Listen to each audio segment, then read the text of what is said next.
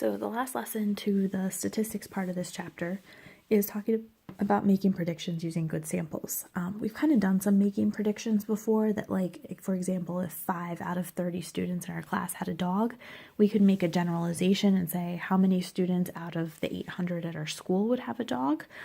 So we've kind of done some of this before, but this ties into our surveys and talking about our samples. So good surveys allow us to make generalizations about a population. The word of reminds us to use multiplication. We can make a prediction for the results of a larger group when we know the probability of results from a smaller group. You multiply the probability times the number of objects in the larger group.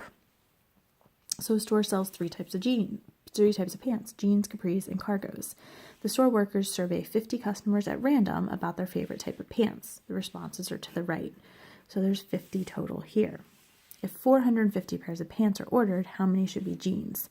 So 25 jeans out of 50 people.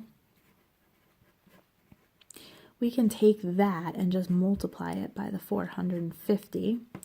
And if we do that, we're going to get 225 jeans.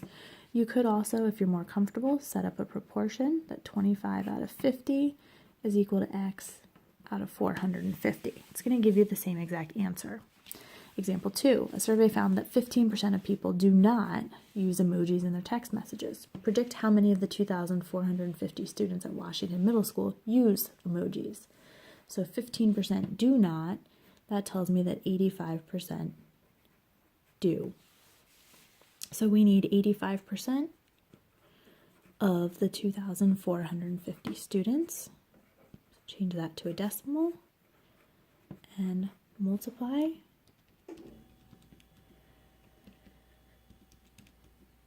And you will get 2,082.5. However, we need to make this 2,083 students because we need whole numbers of students. Each month, a manufacturing plant makes 14,500 light bulbs. Last month, a random sample of 200 bulbs found that 2.5% were defective.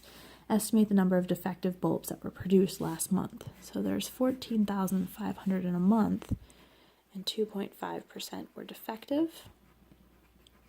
So we're going to do 0.025 times 14,500.